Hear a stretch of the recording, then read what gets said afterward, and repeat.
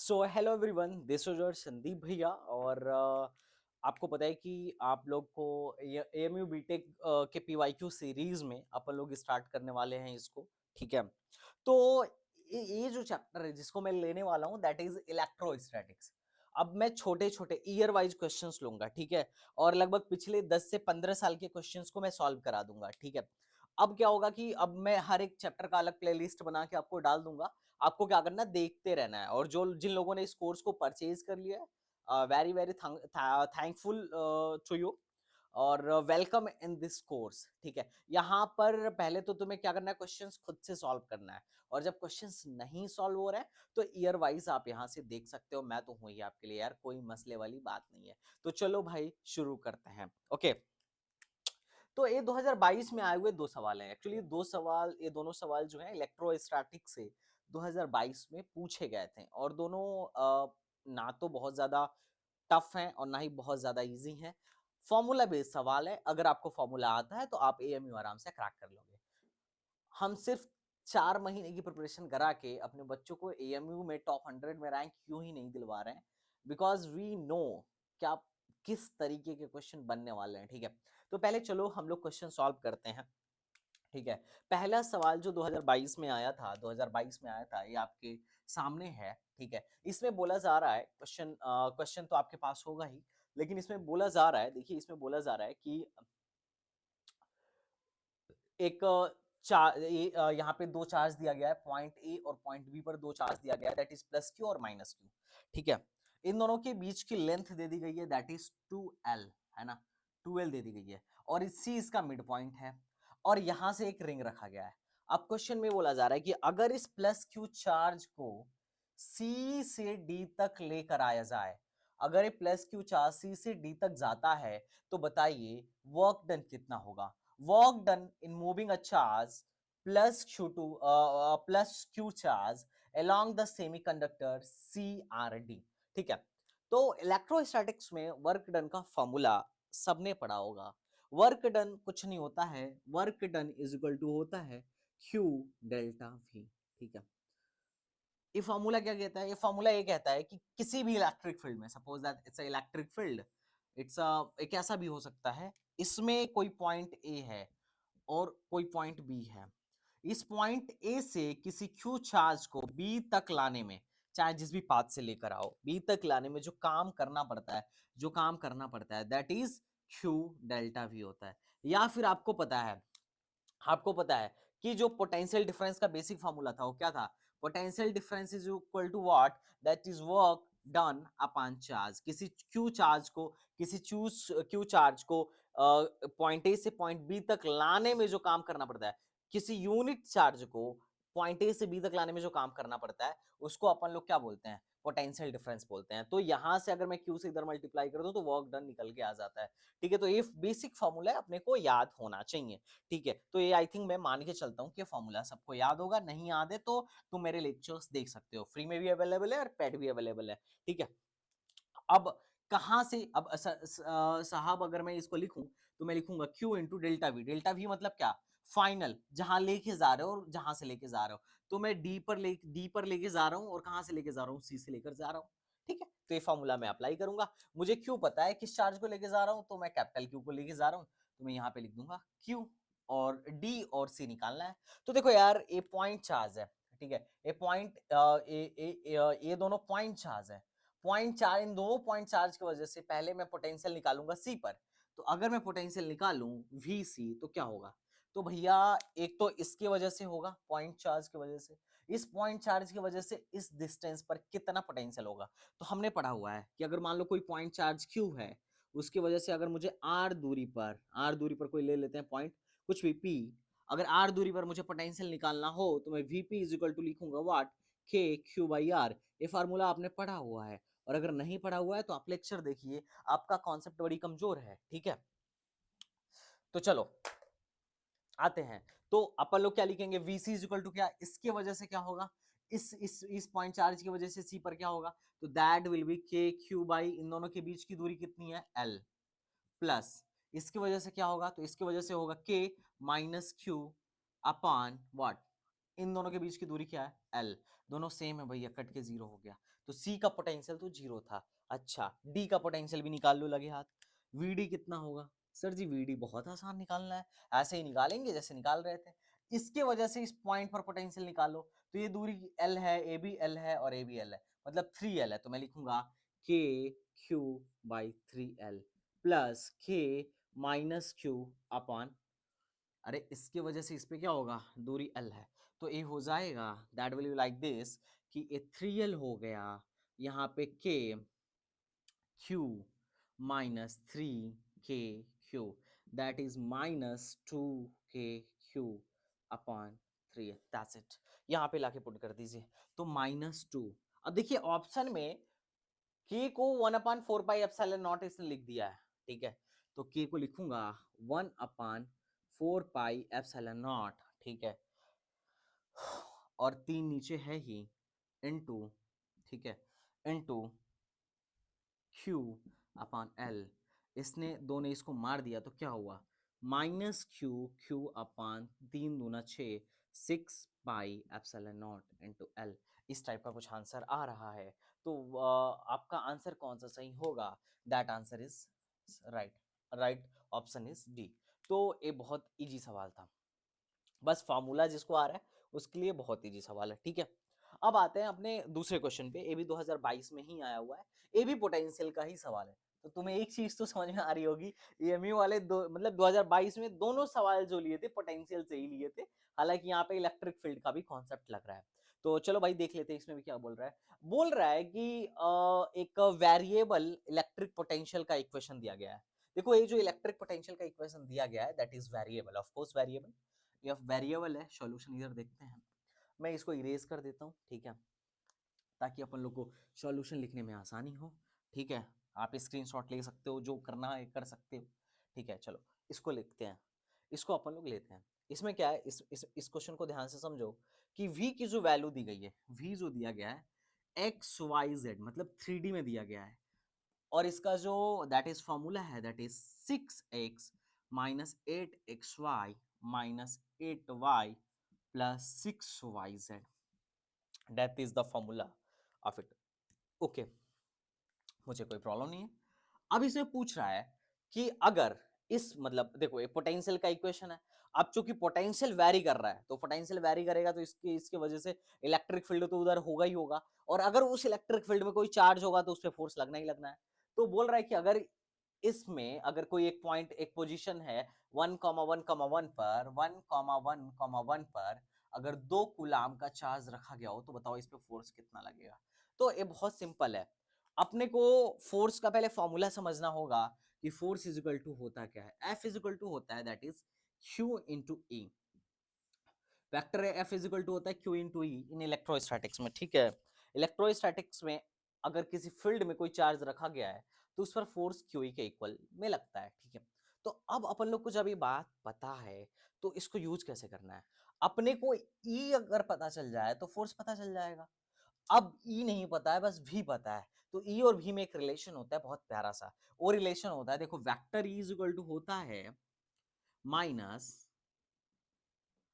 Minus dv by dx, ठीक, इसको ले लेते हैं, मतलब अगर एक्स में पोटेंशियल डिफरेंस हो रहा हो, पोटेंशियल पोटेंशियल ग्रेविटी पोटेंशियल इसको बोलते हैं पोटेंशियल ग्रेडियंट, उसका जो निगेटिव होता है वो ई के इक्वल होता है, तो तुम बताओ अगर एक्स में हो रहा हो तो ए, वाई में हो रहा हो तो minus dv by d y, z में भी चेंज हो रहा हो तो इजेड, इजेड क्या लिखोगे, देखो बेसिक फार्मूला होता है कि vector E is equal to minus d v by d r, basic formula होता है, ठीक है, तो अपन लोग ऐसे लिखते हैं, ध्यान से सुनना, ई अगर जेड में भी हो रहा हो चेंज तो, क्योंकि यहाँ तीनों में चेंज हो रहा है, एक्स में भी वाई में भी जेड में भी, तो इसको लिखेंगे अपन लोग d v by d z, अच्छा जी, तो ई नेट कितना हो जाएगा, ई नेट हो जाएगा sir, E net is equal to जो होगा E x plus E y plus E z, इसको अपन लोग क्या लिखेंगे, ऐसे लिखेंगे, एक्स में माइनस सब में से कॉमन कर लो, d v by d x i cap plus d v by d y j cap plus d v by d z के कैप। अच्छा ऐसे है क्या? लेकिन यहाँ पे अक्सर ऐसे क्वेश्चन में क्या है कि वेरिएबल एक्स के टर्म में सिर्फ वेरिएबल एक्स ही नहीं है, सब कुछ है।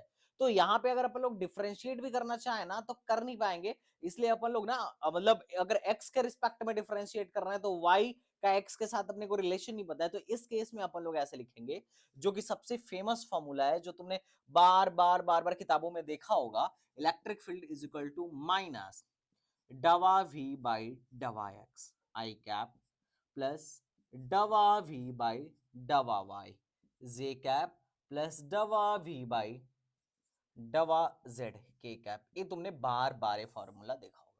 अब यही फॉर्मूला अपने को एग्जैक्टली यूज करना, सच कहूं तो।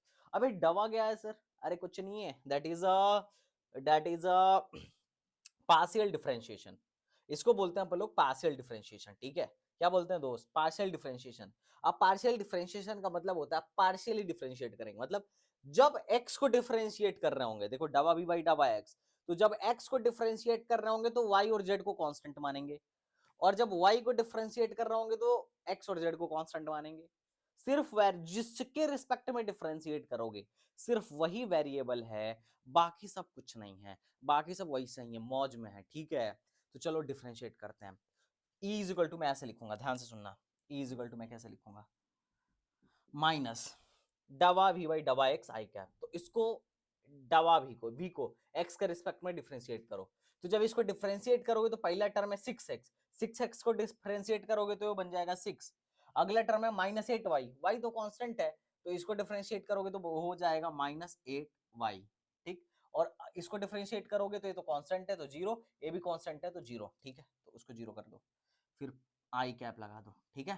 प्लस वाई लगाओ यार, वाई, वाई पे करो, वाई, वाई के रिस्पेक्ट में करो ना, डवा वाई बाई डवा वी बाई डवा वाई, वाई के रिस्पेक्ट में करो तो ये कांस्टेंट है जीरो, इसको करोगे तो ये हो जाएगा माइनस 8x। क्या हो जाएगा दोस्त? Minus 8x। इसको करोगे तो हो जाएगा माइनस 8, है ना?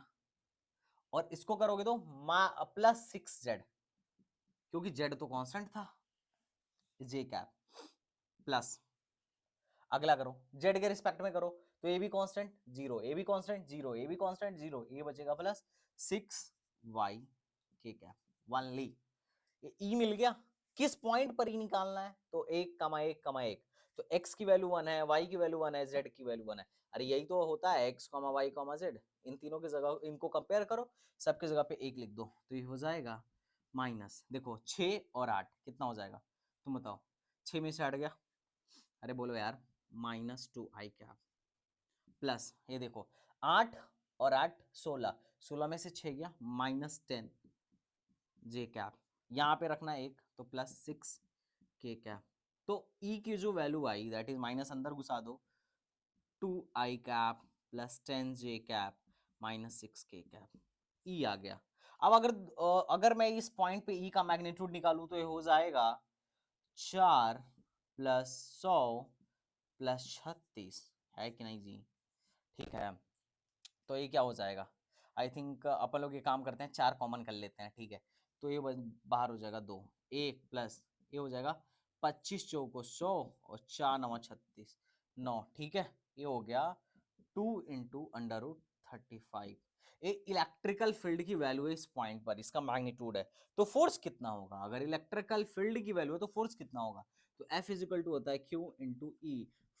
Q कितना है? 2, ए कितना है? 2√35, that is 4√35, that is our answer. तो ये बहुत आसान है, 4√35 कितना आसान है, बहुत आसान था। तो ये तुम्हें लग रहा होगा कि टफ है, लेकिन नहीं नहीं, मैंने इसे मतलब अच्छे से समझाने के लिए इतना बड़ा बना के दिखाया। अगर मेरे सामने क्वेश्चन आता मैं डायरेक्ट फॉर्मूला यूज करता, आराम से डिफरेंशिएट करता, 2 लाइन में आंसर आ जाता। तो ये बड़ा नहीं है, टफ नहीं है, फॉर्मूला बेस्ड क्वेश्चन आएगा। सिर्फ फार्मूले पे डिपेंड भी नहीं रहना। क्या है कि यहाँ भले ही दिमाग ये लोग नहीं लगवाते हैं, लेकिन फार्मूला अच्छे से आना चाहिए और उसके साथ साथ फार्मूले को इंप्लीमेंट करना भी अच्छे से आना चाहिए, ठीक है? ऐसा नहीं कि तुमने सिर्फ फार्मूला रट लिया, कोई भी फार्मूला बुक उठाया, फार्मूला रट लिया और एमयू क्लियर हो जाएगा ना, ऐसा नहीं होगा। फार्मूला भी आना चाहिए और फार्मूले को आपको इंप्लीमेंट करना भी आना चाहिए। तो ये 2020 के 2022 वाले क्वेश्चन थे। अभी इसके बाद अपन लोग नेक्स्ट वीडियो में मैं लेता हूँ 2021 2021 वाले सवाल को, और उसमें देखेंगे अपन लोग किस टाइप के क्वेश्चंस 2021 में आए हैं। ऐसे करके मैं सारे पूरे फिजिक्स को कंप्लीट करा दूंगा, और ये पीडीएफ तुम्हें बाई करनी पड़ेगी, of course you have two by it, ठीक है, फ्रॉम आवर ऐप और वेबसाइट। और बाकी अगर तुम्हारी प्रिपरेशन अच्छी नहीं है तो तुम ज्वाइन कर सकते हो, you can join our batch also. तो चलो मिलते हैं नेक्स्ट वीडियो में, तब तक के लिए बाय बाय, टाटा एंड जय हिंद।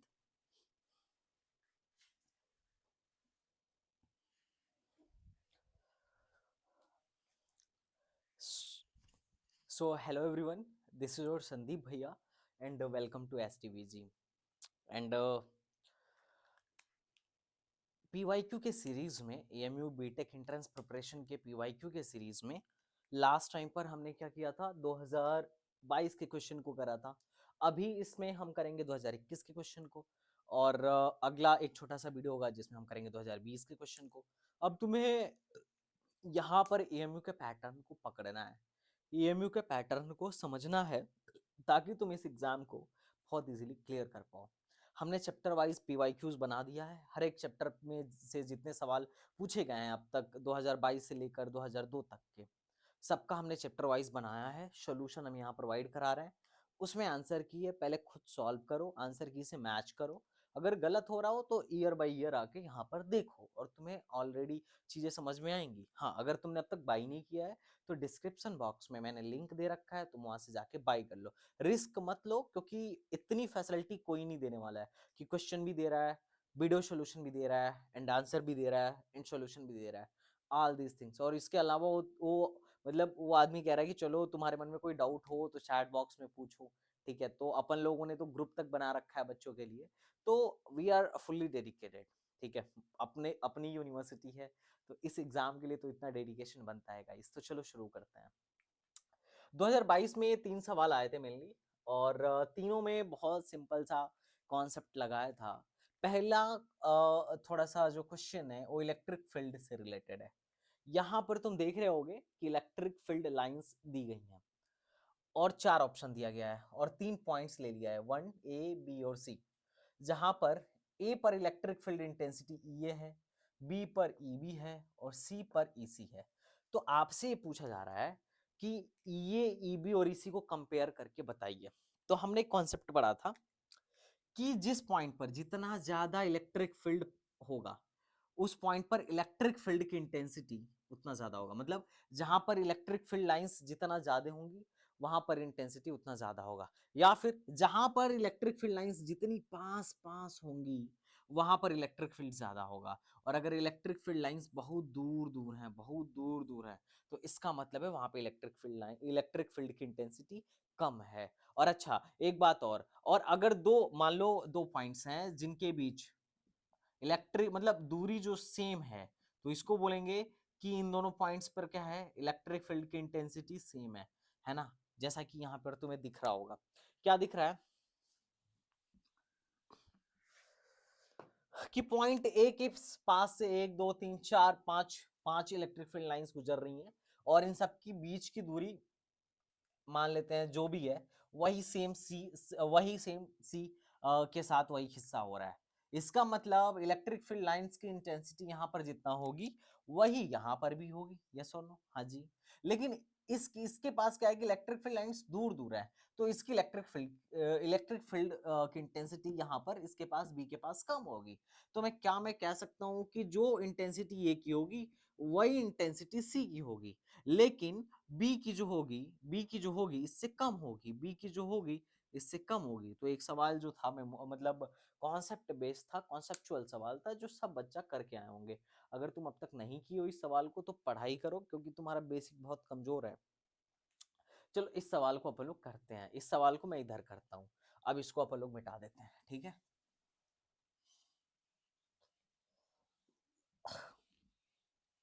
चलो भाई, ये क्वेश्चन क्या कह रहा है, ये क्वेश्चन क्या कह रहा है, ध्यान से समझो। ये क्वेश्चन ये कह रहा है कि यहां पर 1 2 3 पॉइंट्स हैं, और यहां पर एक पॉइंट पी है। क्या भैया? पॉइंट पी है। अब तुमसे पूछ रहा है कि पॉइंट पी पर इलेक्ट्रिक फील्ड इंटेंसिटी बताओ। तो तुम सोचना, मेरी मेरी बात ध्यान से सुनो। यहां पर माइनस क्यू है, और यहां पर प्लस क्यू है। यहां से डी दूरी पर एक पॉइंट पी है, समझ रहे हो? ठीक। और यहां पर भी एक पॉइंट चार्ज Q रख दिया गया है। अब इस पॉइंट P पर अपने को AD है, इलेक्ट्रिक फील्ड की इंटेंसिटी बतानी है। जहां पर एक केस दे दिया गया है कि D जो है बहुत ज्यादा बड़ा है A से। A क्या है? इन दोनों के बीच की दूरी, मतलब A is the this distance and this distance, ठीक है।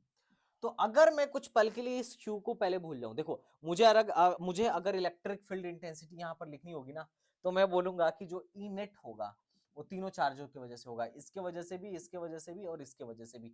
इन तीनों चार्जों की वजह से अपने को अलग अलग इलेक्ट्रिक फील्ड लिख के और वेक्टर समेशन करना होगा। लेकिन अपन लोग ना इतना बड़ा जाएंगे नहीं। अपन लोग कैसे करेंगे, देखो अगर मैं इस Q को भूल जाऊं तो क्या एक डाइपोल दिख रहा है तुम्हें कि एक डाइपोल है? अगर इस Q को मैं भूल जाऊं तो एक डाइपोल तुम्हें दिख रहा होगा जिसके बीच की दूरी 2a है। देखो ये यहां से यहां तक का a और यहां से यहां तक का a मिलके हो गया 2a। तो मेरे को तो ये डाइपोल दिख रहा है, पता नहीं तुम्हें दिख रहा होगा कि नहीं दिख रहा होगा, ठीक है। अगर नहीं दिख रहा है तो जाके डॉक्टर को चेक कराओ, ठीक है। तो ए है, डाइपोल है। तो पहले अपन इसको छोड़ते हैं, सिर्फ डाइपोल की वजह से इलेक्ट्रिक फील्ड कितना होगा। तो अपने को पता है कि अगर मान लो कोई एक डाइपोल है, this is minus Q charge and this is plus Q charge, और यहां से इसके इक्वेटोरियल पोजीशन पे, इक्वेटोरियल पोजीशन में क्यों कह रहा हूं, क्योंकि ये इसके बाइसेक्टर पर है, ठीक है, कि इसको बाइसेक्ट करने वाली लाइन पर है।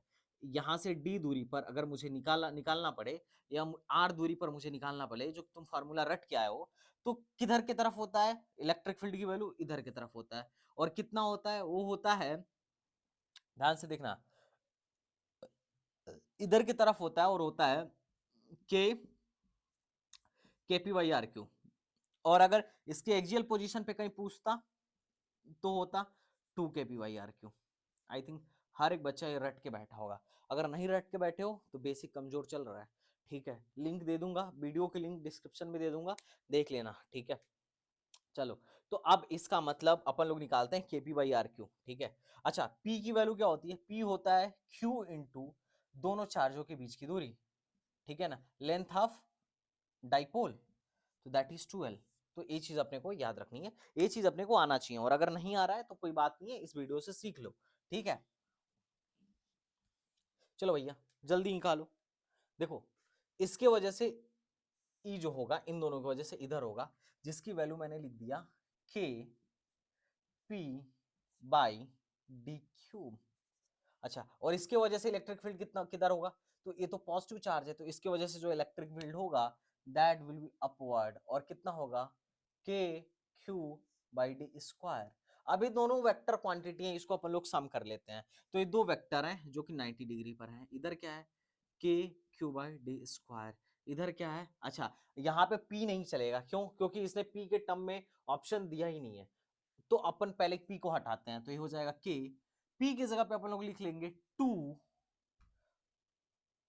लो पी की जगह पे लिखते हैं चार्ज इंटू इनके बीच की दूरी। ये डाइपोल के बीच की दूरी क्या है? 2 है, ठीक है, अपन डी क्यू। हाँ जी सर, ठीक है, कोई दिक्कत नहीं है। तो ये हो जाएगा के q by d square into 2a/d। ठीक, बढ़िया बात।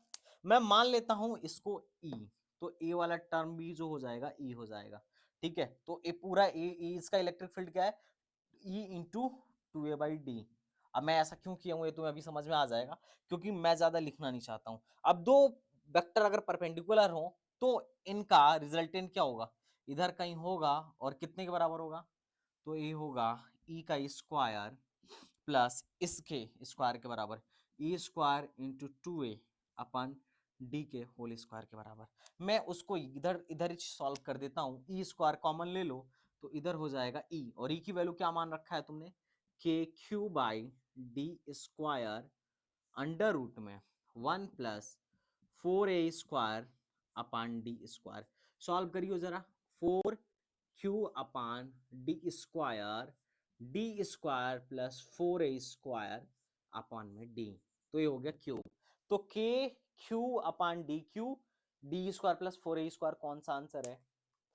हैं 4a², हाँ ये आंसर है, आंसर सी इज करेक्ट। तो इजी सवाल था, आई थिंक मेरे हिसाब से तो मुझे तो टफ नहीं लगा। अगर तुम्हें टफ लगा हो तो मुझे बता दियो, ठीक है। मुझे तो इजी लगा। कितने लोग को इजी लगा? सर इजी था, कोई बात नहीं। अगर तुम्हें टफ लग रहा है तो इसका मतलब बेसिक कमजोर है, लेक्चर देखो, ठीक है। तुम्हें पता है क्रैश कोर्स स्टार्ट हुआ है और चल रहा है, धुआंधार तरीके से चल रहा है, ठीक है, तो बिल्कुल भी लेट नहीं करना। चलो भाई इसको स्टार्ट करते हैं। तीसरा क्वेश्चन, मैं तीसरे क्वेश्चन को यहां कर देता हूं, ठीक है, या इन सबको हटा देता हूं, किस बात का अब रहा बैरियर। चलो आ जाओ, ये इस सवाल पे आ जाओ। ये क्वेश्चन क्या कह रहा है, तुम ना ध्यान से समझने की कोशिश करो 1 मिनट के लिए मेरे सामने ही। इसमें क्या है कि एक वायर है, एक लॉन्ग वायर है, इनफाइनाइट वायर है। अब मैंने इनफाइनाइट वायर की वजह से इलेक्ट्रिक फील्ड निकालना सिखाया है। ज्यादातर मैंने बोला था कि फॉर्मूला ही अपने को याद रखना है, ठीक है, और उस फॉर्मूले को अच्छे से यूज करना सीखना है बस। एएमयू में कोई भी टफ सिचुएशन, टफ क्वेश्चन या बहुत ज्यादा दिमाग लगाने वाला सवाल नहीं आएगा, तुम मान के चलो, ठीक है। मैं जितना कह रहा हूं तुम उतना फॉलो करो, डेफिनेटली फंसोगे नहीं, ठीक है। अब ये वायर है, अब इस वायर की वजह से बोल रहा है इसके पास 2 मीटर की दूरी पर एक डाइपोल को रखा गया है। पूछ रहा है कि बताइए इस वायर की वजह से इस डाइपोल पर कितना फोर्स लगेगा। लुल्ला सवाल, बहुत लुल्ला सवाल। कैसे लुल्ला कह रहा हूं, देखो मान लेते हैं दिस इज अ वायर, बहुत पतला सा, यह एक वायर है जिसकी लेंथ इनफाइनाइट है ना, है इनफाइनाइट लेंथ की। मैं छोटा सा ही दिखा रहा हूँ, ठीक है। अब बड़ा करके मैं तुम्हें जूम करके इधर दिखाऊंगा। यहाँ पर तुम्हारा एक चार्ज पार्टिकल है माइनस क्यू, यहाँ से कुछ दूरी पर एक तुम्हारा प्लस क्यू चार्ज पार्टिकल है, ठीक है। इन दोनों के बीच की दूरी दे दिया गया है जो कि 2 सेंटीमीटर है, ठीक। क्यू इसका दे दिया गया है, सब कुछ दे दिया गया है। अब देखो इसको डाइपोल छोड़ो, अपने को इसको एक बॉडी अपने को अपन लोग अभी मानते हैं, क्योंकि डाइपोल है इसका मतलब एक दूसरे से कनेक्टेड है। अपन लोग फोर्स निकालते हैं। फोर्स निकालने का जो सबसे सरल तरीका तुमने इलेक्ट्रोस्टैटिक्स में सीखा, F is equal to q into E होता है। पहली बात तो इस पे फोर्स लगेगा क्यों, तो बेटा फोर्स इसलिए लगेगा क्योंकि एक वायर है और इस वायर के चारों तरफ इलेक्ट्रिक फील्ड है। अब इस इलेक्ट्रिक फील्ड में अगर दो चार्ज लेके आओगे तो क्या इस पे फोर्स नहीं लगेगा? बिल्कुल लगेगा। कौन सा इसका ताऊ लगता है जो नहीं लगेगा? बिल्कुल लगेगा। तो लगेगा तो कैसे निकालोगे? तो सर इस पे अलग से फोर्स निकाल लो, इस पे अलग से फोर्स निकाल लो। क्यों अलग निकाल रहा हूं? क्योंकि इस वायर की वजह से यहां पर इलेक्ट्रिक फील्ड अलग होगा और यहां पर इलेक्ट्रिक फील्ड अलग होगा। मान लो इस पर इलेक्ट्रिक फील्ड E1 है और इस पे इलेक्ट्रिक फील्ड E2 है, ठीक है। तो इस पर फोर्स कितना लगेगा देख लेते हैं। यहां देखना ध्यान से, इस माइनस क्यू चार्ज पर, इस माइनस क्यू चार्ज पर, अब चूंकि ये पॉजिटिव वायर है क्योंकि लेमडा इसका पॉजिटिव दिया गया है, इसका लेमडा जो दिया गया है 4 इंटू 10⁻⁻⁴ दिया गया है, इसका मतलब इस पे पॉजिटिव चार्ज है। तो पॉजिटिव चार्ज की वजह से इस पॉइंट पर इलेक्ट्रिक फील्ड इधर की तरफ होगा, तो फोर्स किधर लगेगा जी? इस पर फोर्स इधर लगेगा। क्यों लगेगा इधर साहब, क्यों लगेगा इधर? हाँ भाई बात तो तुम्हारी सही है, क्योंकि ये निगेटिव चार्ज है ना। फोर्स का डायरेक्शन इलेक्ट्रिक फील्ड के डायरेक्शन में होता है जब क्यू पॉजिटिव होता है तब, लेकिन अगर क्यू निगेटिव है तो फोर्स का डायरेक्शन इलेक्ट्रिक फील्ड के डायरेक्शन के अपोजिट में होगा। तो मैं मान लेता हूं ये होगा F1, ठीक। और यही सेम केस यहाँ पे प्लस क्यू चार्ज के साथ लो तो इस पे होगा F2, है ना। और चूंकि एक बॉडी है ना, यह एक बॉडी है। अब मान लिया तुम्हारा सर ये है, तुम्हारा पांव ये है, किसी ने तुम्हारे सर को F1 से इधर खींचा, तुम्हारे पांव को F2 से इधर खींचा, और मैं तुमसे पूछूं बेटा नेट फोर्स कितना लग रहा है, तो क्या बोलोगे? सर ये दोनों फोर्स अपोजिट डायरेक्शन में है, घटा दो F2 माइनस F1 या F1 माइनस F2, क्योंकि अपने को तो सिर्फ मैग्नीट्यूड निकालना है। कितने लोग कह रहे हैं हाँ भाई ठीक है। चलो जो आपने कहा मैं माना, ठीक है, जो आपने कहा मैं माना। तो इस पे फोर्स क्या लगेगा? इस पे फोर्स लगेगा QE1, इस पे फोर्स लगेगा QE2। नेट फोर्स क्या हो जाएगा? Q कॉमन कर लो, E1 माइनस E2। अरे घटा दो, नेट फोर्स क्या हो जाएगा दोस्त? नेट फोर्स जो हो जाएगा, Q कॉमन कर लीजिए, that is E1 minus E2, ठीक। E1 और E2 निकालने का ही खेल है यार, E1 और E2 निकाल लेते हैं, ठीक है, क्या कहते हो दोस्त? E1 और E2 अगर अपन लोग निकाल लें तो क्या ये दोनों चीज खेल नहीं हो जाएगा? खेल खत्म हो गया क्वेश्चन का। E1 और E2 निकालो। तो अब E1 E2 कैसे निकालेंगे साहब? तो देखो मैं बताता हूँ E1 E2 निकालने का। वायर की वजह से बहुत सवाल आए हुए हैं। अगर कोई वायर है, अगर इनफाइनाइट लेंथ का है और उससे डी दूरी पर इलेक्ट्रिक फील्ड पूछ रहा है, तो इसका फॉर्मूला होता है 2k lambda by are, simple. अब चूंकि एक दूरी डी है तो मैंने 2k लेमडा बाई डी लिख दिया, खत्म। तो चलो लिखते हैं भैया, क्यू बार रखो, E1 की वैल्यू, इसके वजह से इस पॉइंट पे निकालो फील्ड, हाँ, इसकी वजह से इस पॉइंट पर निकालो। कैसे निकालोगे? ये निकालूंगा E1, ये हो जाएगा 2k lambda upon distance that is 2 centimetre, 2 into 10⁻², ठीक, माइनस E2 कैसे निकालूंगा?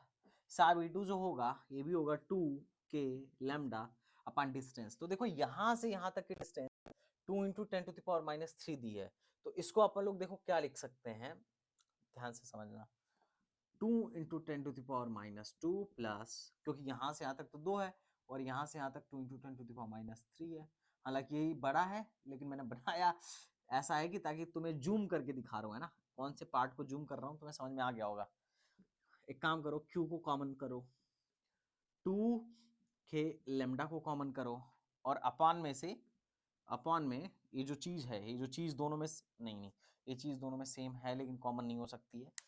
क्यों अभी नहीं हो सकती है मैं तुम्हें बताऊंगा। इसको ऊपर कर लो, ये हो जाएगा 100/2 माइनस, इसमें से 1000 ऊपर करो, ठीक है, तो ये हो जाएगा 1 2 3 1000, और इधर क्या हो जाएगा जी, इधर क्या हो जाएगा, ये हो जाएगा 20 × 2, ठीक है।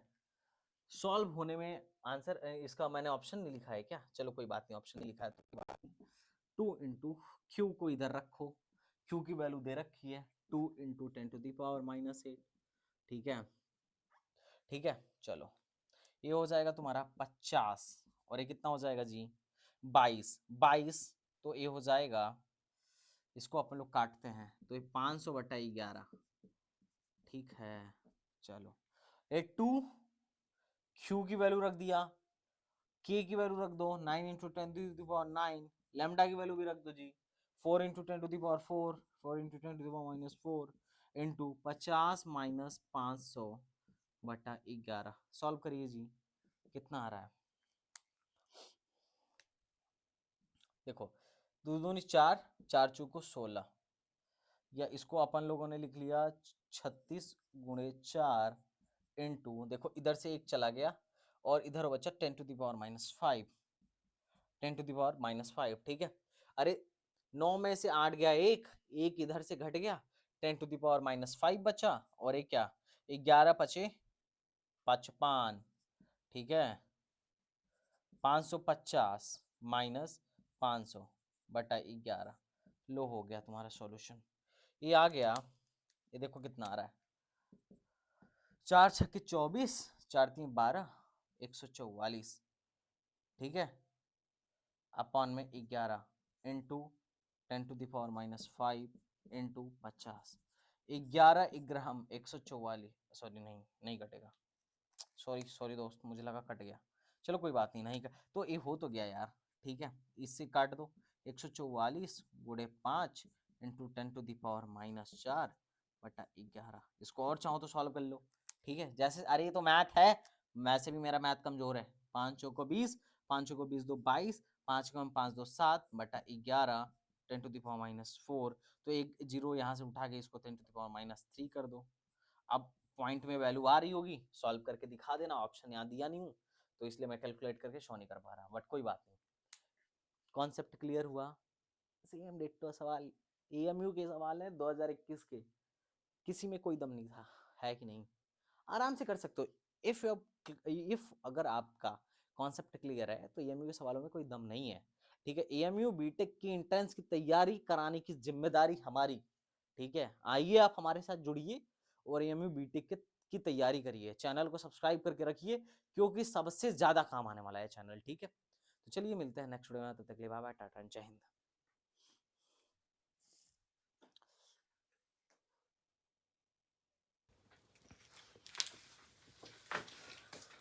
सो गाइज, एएमयू बीटेक के पीवाईक्यू के सीरीज में अभी अपन लोग नेक्स्ट ईयर के पीवाईक्यू पर आ गए। आज का भी चैप्टर वही है, इलेक्ट्रोस्टैटिक्स के पीवाईक्यू को ही सॉल्व कर रहे हैं, 2020 में आए हुए क्वेश्चंस को, ठीक है, 2020 में आए हुए क्वेश्चन को अपन लोग यहाँ सॉल्व करेंगे। अच्छा, तुमने एक चीज गौर किया होगा कि 2022 में 3 क्वेश्चन आया था, 2021 में भी सेम 3 क्वेश्चन आया था, 2020 में इन्होंने थोड़ा कम दिया था, ठीक है। तो अगर मैं ऑन एवरेज बात करूँ ना कि मिनिमम, देखो मिनिमम जो आता है इलेक्ट्रोस्टैटिक से एएमयू बीटेक में वो 2 क्वेश्चन आता है, मैक्सिमम 6 क्वेश्चन तक आया हुआ है, तो इनके बीच में आता रहता है, ठीक है।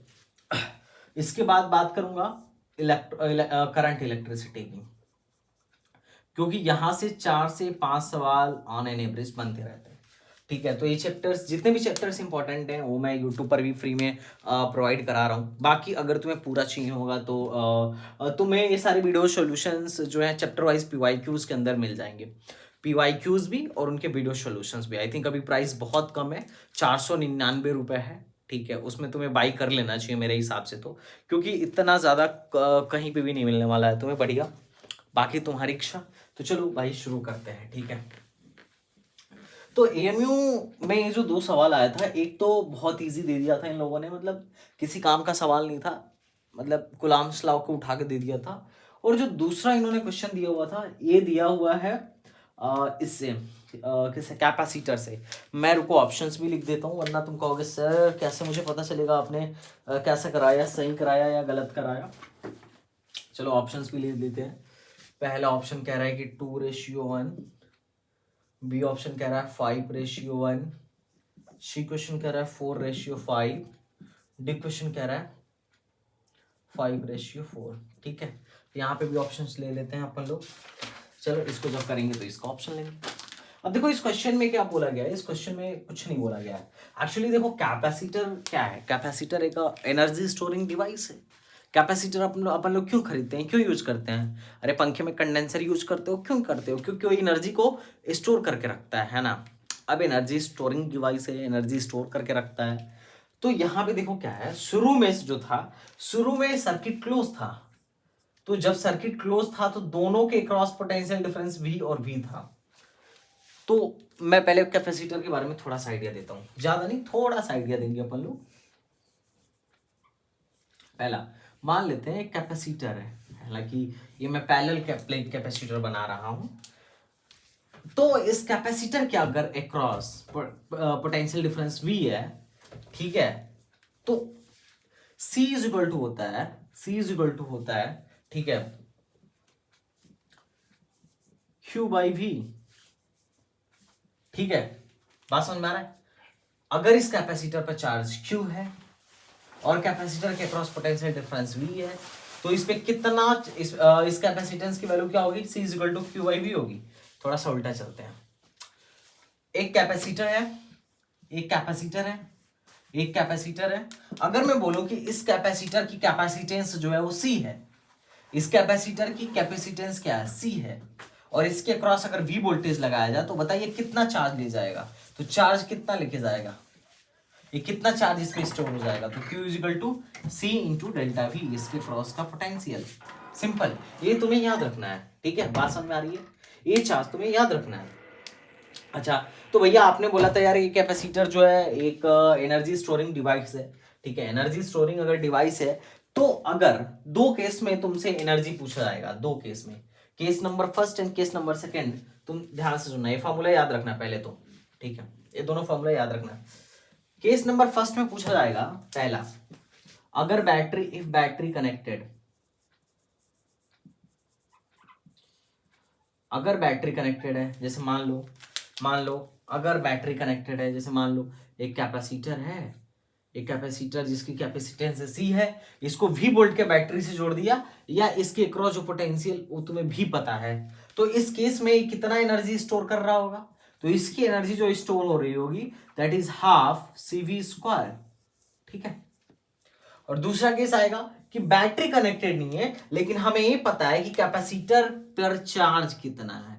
अगर हमें ये पता है कि कैपेसिटर पर चार्ज कितना है, तो इसके हमें नहीं पता है कि इसके क्रॉस वोल्टेज क्या है, हमें बस ये पता है कि C कैपेसिटेंस का एक कैपेसिटर था, जैसे R रेजिस्टेंस का एक रेजिस्टेंस होता है ना, उसी तरीके से C कैपेसिटेंस का एक कैपेसिटर होता है, ठीक है। तो ये क्या है, C कैपेसिटेंस का एक कैपेसिटर था जिसमें चार्ज Q था, तो बताओ इसके अंदर कितनी एनर्जी स्टोर हुई है? तो दैट इज Q²/2C, ठीक है। अब कहां से आया मैं तुम्हें बता देता हूं। V इज इक्वल टू क्या, अभी तुमने क्या बोला था? Q इज इक्वल टू तुमने बोला था ना C डेल्टा V, तो V के जगह पे पुट कर दो, V के जगह पे पुट कर दो Q/C, यहां पुट करो, एनर्जी इज इक्वल टू क्या होगा, मैं ऐसा क्यों पुट कर रहा हूं, क्योंकि V तो पता नहीं है, Q पता है, तो V को यहां से एलिमिनेट करो तो ये हो जाएगा Q square by C square, इसने इसको मार दिया, E की वैल्यू आई Q स्क्वायर अपॉन 2C, इसलिए मैंने इसे यहां पर लिख दिया। ठीक है, तो इन दोनों केसों में जो जहां पे केस एलिजिबल होगा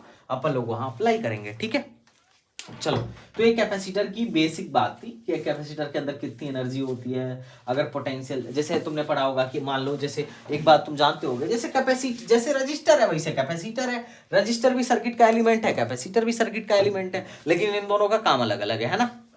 जैसे मान लो एक रजिस्टर है, मैं बोलूं कि इसमें इसके क्रॉस रेजिस्टेंस, इस रजिस्टर की वैल्यू आर है, इसका रेजिस्टेंस आर है, इसके क्रॉस इसके क्रॉस जो वोल्टेज डिफरेंस है दैट इज वी, तो कितना करंट फ्लो होगा, तो ओम्स लॉ से क्या बोलते हो, करंट इज क्या बोलते हो, वी बाई आर, अरे current is equal to Ohm's law के अकॉर्डिंग वी बाई आर बोलते हो। उसी तरीके से एक सर्किट एलिमेंट है दैट इज कैपेसिटर, और कैपेसिटर के क्रॉस कैपेसिटेंस सी है, और इसके क्रॉस अगर वोल्टेज डिफरेंस वी लगाया जाए तो कितना चार्ज इसमें होगा, तो Q is equal to c delta v, खत्म। तो इतना दिमाग लगाने वाली क्या बात है, सिंपल बात है। ठीक है, अब चलो थोड़ा सा पैरेलल प्लेट कैपेसिटर के बारे में एक आइडिया और देता हूं, जो कि क्वेश्चन में यूज होगा, है ना, जो कि क्वेश्चन में यूज होगा, उसके बारे में एक और आइडिया मैं तुम्हें दे देता हूं। जो लोग जान रहे होंगे, जिनको आइडिया होगा उनके लिए तो बहुत सिंपल है, पर जिनको आइडिया नहीं है उनके लिए मैं बता रहा हूं। पैरेलल प्लेट कैपेसिटर, है ना, अब देखो पैरेलल प्लेट कैपेसिटर वाला मामला क्या है, मामला ये है कि दो पैरेलल प्लेट होते हैं, ध्यान सुनना, दो पैरेलल प्लेट होते हैं, और इन दोनों प्लेट्स का एरिया मान लो A है, और दोनों प्लेट्स के बीच की दूरी D है। तो बोला जाता है जैसे एक रेजिस्टेंस है, एक वायर है जिसका रेजिस्टेंस R है, जिसकी लेंथ L है, और इस वायर का, जैसे एक वायर था, जो तुम वायर में करते हो, एक वायर है, इसका लेंथ L है, रजिस्टिविटी रो है, और इसका क्रॉस सेक्शन एरिया A है, बताओ इसका रेजिस्टेंस कितना होगा, तो R बराबर तुमने पढ़ा होगा रो L बाई A। तो सिंपल वही कॉन्सेप्ट इसके साथ है, बोला जाएगा कि इसका एरिया A है, इसका इसके बीच का क्या है, इसके दोनों प्लेट्स के बीच की दूरी D है, तो आप ये बताइए इस कैपेसिटर का कैपेसिटेंस कितना है, तो मैं बताता हूँ कैपेसिटेंस कितना होगा, कैपेसिटेंस जो होगा epsilon not A upon D, simple. Capacitor किसकी प्रॉपर्टी है, कैपेसिटर किस पे डिपेंड करता है, ना तो वोल्टेज पे ना तो चार्ज पे, ये सिर्फ अपने स्ट्रक्चर पे डिपेंड करता है कि कितना एरिया का प्लेट है, कितने दूरी पर रखा गया है, सिर्फ इस बात पे डिपेंड करता है, बाकी किसी पर डिपेंड नहीं करता है। ऐसा ना समझ लेना कि अच्छा C इज इक्वल टू क्या होता है Q बाई V, तो ये V पे डिपेंड करेगा या Q पे डिपेंड करेगा, ऐसा कुछ भी नहीं है, ये सिर्फ इस पे डिपेंड करेगा, जिस तरीके से रेजिस्टेंस सिर्फ अपनी लेंथ और एरिया पे डिपेंड करता है। ठीक है, लेकिन अगर मान लो, देखो कई बार क्या होता है, ये पैरेलल प्लेट कैपेसिटर तो है, लेकिन इसके बीच क्या है, एयर है, लेकिन अगर इसके बीच एक डाइलेक्ट्रिक कांस्टेंट डाल दिया जाए, जिसको मैं स्मॉल k बोलूंगा, तो उस केस में कैपेसिटेंस हमेशा बढ़ जाता है। जैसे मान लो तुमने कैपेसिटर में डाइलेक्ट्रिक कांस्टेंट k डाल दिया, तो C की वैल्यू हो जाएगी epsilon not k A upon D, मतलब अब जो C है ना, k गुना बढ़ गया है, k इंटू सी डैश जो है k इंटू सी हो गया है, दिख रहा है तुम्हें। तो जब भी कैपेसिटर में डाइलेक्ट्रिक डालोगे, कैपेसिटेंस की वैल्यू क्या हो जाएगी, इंक्रीज हो जाएगी डेफिनेटली। ठीक है, अब इन दोनों बातों को अपन लोग इस क्वेश्चन में यूज करेंगे। ठीक है, चलो, मुझे पता होगा जिनको आता होगा उनके लिए चैप्टर ये वीडियो बोरिंग वाली हो गई होगी, लेकिन चलो कोई बात नहीं। पहली बात अपन लोग इस पे करते हैं कि जब एक क्लोज होगा तो क्या होगा, दोनों के क्रॉस सेम पोटेंशियल होगा, है ना। मान लो एक क्लोज है, तो जितना इसके क्रॉस पोटेंशियल V है उतना इसके क्रॉस पोटेंशियल V है, तो इन दोनों पे नेट एनर्जी कितना है, U इनिशियल, इस पे कितना है, हाफ C V स्क्वायर, और इस पे भी उतना ही है, ये हो गया C V स्क्वायर। ठीक है, अच्छा, जब तुमने इसको तोड़ दिया तो क्या हुआ, सिर्फ और सिर्फ यही V वोल्ट की बैटरी से कनेक्टेड है, अब इसके अक्रॉस कोई कनेक्शन नहीं है, कोई कनेक्शन नहीं है। कितने लोग को बात समझ में आया, कितने लोग को बात समझ में आया, हाँ जी सर समझ में आया। तो अब क्या हो गया, इसके अक्रॉस अगर अपन लोग लिखेंगे यू फाइनल, तो इसके अक्रॉस तो अब क्या होगा, अब जब तुमने इसका कनेक्शन तोड़ा, सुनना ध्यान से, जब तुमने इसका कनेक्शन तोड़ा तो क्या हुआ होगा? जब तुमने इसका कनेक्शन तोड़ा होगा तो कनेक्शन तोड़ने के बाद से इसमें बोला गया है कि when circuit open a dielectric introduce the capacitor, इन दोनों में के डाइलेक्ट्रिक घुसा दिया जाता है जिसकी वैल्यू 2 है। तो इस कैपेसिटर की वैल्यू क्या हो जाएगी 2C, और इस वाले कैपेसिटर की भी वैल्यू हो जाएगी 2C। क्या मैं गलत बोल रहा हूँ या सही? हाँ जी सर सही बोल रहा हूँ। तो इसके अक्रॉस अब निकालो, इसके अक्रॉस पहले एनर्जी लिख दो, तो दैट इज हाफ C की जगह पे लिखूंगा 2C into we square plus, अब इसके क्रॉस लिखो, तो अब इसके क्रॉस पोटेंशियल तो अपने को पता नहीं है, लेकिन अपने को चार्ज पता है। देखो ध्यान से कैसे मैं बता रहा हूं, जब ये V वोल्ट से पता था, जब तक ये V वोल्ट से जुड़ा होगा तब तक इस पे चार्ज कितना होगा, Q बराबर होगा C इंटू V। अब जैसे ही तुमने तोड़ दिया तो पोटेंशियल तो खत्म हो गया है, लेकिन ये चार्ज जितना अपने अंदर स्टोर कर लिया होगा वो तो इस पर होगा ना। तो अब इस पर अपने को चार्ज पता है, तो अपन लोग इस पे चार्ज के लिए लिखेंगे हाफ, इसके लिए चार्ज की वजह से एनर्जी जो होगा वो होगा क्यू स्क्वायर अपॉन 2C, सी की जगह पे क्या है 2C। कितने लोगों को ये बात समझ में आया कि हाँ भैया मुझे ये इनिशियल फाइनल वाला मामला समझ में आ रहा है, आ रहा है कि नहीं आ रहा है? ठीक ठीक है ठीक है ओके ओके। अपन लोग Q की जगह पे लिखते हैं, Q की जगह पे क्या लिखते हैं अपन लोग, Q की जगह पे इसकी वैल्यू लिख देते हैं कि कितना इसने चार्ज कंज्यूम किया था। Are getting my point? Are getting or not? Yes sir I am getting your point. दो ने दो को मार दिया, इसने कितना चार्ज खाया था, CV चार्ज खाया था, तो अपन लोग ऐसे लिखते हैं U final is equal to, दो ने दो को मार दिया, CV square plus C square V square upon 4C। ये देखो इधर लेके जाओ, ये क्या हो जाएगा 4CV स्क्वायर, ठीक है C से को उड़ा दो यार, क्यों रुके हुए हो, 4C square plus V square, तो ये हो जाएगा 5CV स्क्वायर बाई 4। ठीक है, U फाइनल इतना है, U इनिशियल इतना है, इन दोनों का रेशियो अपने से पूछा गया है, तो लिखूंगा U final upon U initial is equal to, इसमें से CV स्क्वायर से भाग दोगे तो आएगा 5/4, that is 5/4, that is my answer. कौन सा आंसर है? D option is correct. तो क्या ये बहुत इजी था? हाँ जी सर बहुत इजी था, है ना, पूरे सिस्टम का पूछा था तो दोनों का जोड़ना पड़ेगा ना, इसमें भी दोनों का जोड़ना पड़ेगा। सर इजी था, अपने को टफ नहीं लगा, मतलब ठीक है। आपने जो कॉन्सेप्ट समझाया उसके बाद तो ये बहुत पानी जैसे लग रहा है ना, ऑफ कोर्स यार, है ना, अपन लोग ऐसे ही रैंक थोड़ी ना देते हैं। इसीलिए कहता हूँ अगर तुम्हें लग रहा है कि सर मुझसे नहीं हो पा रहा यार अकेले, कोई बात नहीं, आओ हमारे साथ, आओ हमारे साथ जुड़ो, हमारे साथ लड़ो और हमारे साथ जीतो। ठीक है आ जाओ, इस बात पे आते हैं। ठीक है, इस क्वेश्चन पर आते हैं, क्वेश्चन नंबर 2। एक कूलम्ब्स लॉ पे क्वेश्चन है, that is very easy question. Question क्या कह रहा है, ये दो चार्ज हैं, इनके बीच की दूरी दी है, तो इन पे जो फोर्स लग रहा है F फोर्स लग रहा है। तो तुम बताओ ये पॉजिटिव चार्ज है दोनों, अब ये पॉजिटिव चार्ज उड़ के तो आ नहीं गया होगा, पॉजिटिव चार्ज बनता कैसे है? एक्चुअली क्या होता है, कोई भी एटम है, इस पे जितना इलेक्ट्रॉन होता है उतना प्रोटॉन होता है, इसकी वजह से एटम न्यूट्रल होता है। अगर मैं इस एटम को थोड़ा घिस दूं या कुछ ऐसा करूं कि इलेक्ट्रॉन छोड़ के चला जाए, तो चार्ज जो जो जो एटम है वो पॉजिटिवली चार्ज हो जाएगा। और अगर मैं कुछ ऐसा करूं कि इस एटम पर चार्ज कुछ इलेक्ट्रॉन आ जाए, तो एटम निगेटिवली चार्ज हो जाएगा। यही तो है बेसिक कॉन्सेप्ट। हम न्यूक्लियस से प्रोटॉन को थोड़ी ना भगाते हैं कि तुम भागो ताकि इस पे निगेटिव चार्ज ज़्यादा हो जाए, या हम ऐसा थोड़ी ना करते हैं कि दूसरे के न्यूक्लियस से प्रोटॉन निकाल के यहाँ ला के रखते हैं, ऐसा जनरली करते नहीं है। तो इसमें बोला गया है कि मान लो दोनों पे चार्ज सेम है और दोनों की फोर्स बीच फोर्स F लग रहा है, तो बताओ कितना इनमें से चार्ज चला गया होगा। Find the number of missing electron, इन दोनों में से कितना कितना चार्ज मिस हुआ होगा। ठीक है, तो चलो सॉल्व करते हैं। इसे सॉल्व करने से पहले मैं इसका ऑप्शन लिख देता हूं ताकि तुम्हें ऐसा ना लगे कि संदीप भैया हमें कैसे पता चलेगा कि आपने सही कराया कि गलत। चलो ये कहाँ गया ऑप्शन,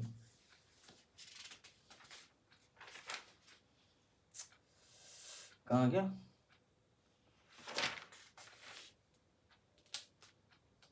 चलो पहला option, option number A, that is 4 pi epsilon naught f d square, option number B, that is under root 4 pi epsilon naught f e square upon d square. Option number C, that is under root 4 pi epsilon naught f d square upon e square. Option number D, that is 4 pi epsilon naught f d square upon q square. आदेश 4 option दिए गए हैं. ठीक है, अपन लोग इसको erase करते हैं, अब इसका कोई काम नहीं है मेरे हिसाब से. तो